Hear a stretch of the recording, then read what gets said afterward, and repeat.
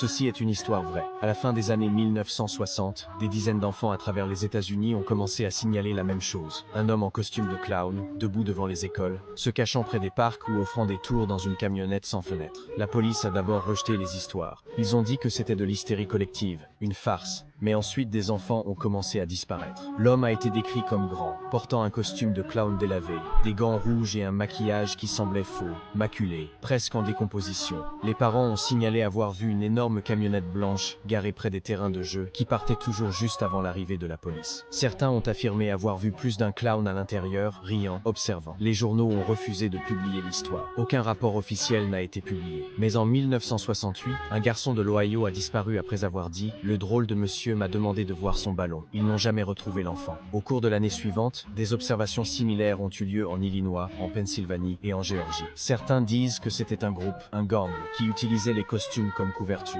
D'autres pensent que c'était quelque chose de plus sombre caché sous la peinture. À ce jour, personne n'a jamais été arrêté. Pas de nom, pas de visage, juste des dessins dans de vieux dossiers, montrant tous la même chose. Un clown aux yeux noirs et au sourire qui ne bougeait jamais.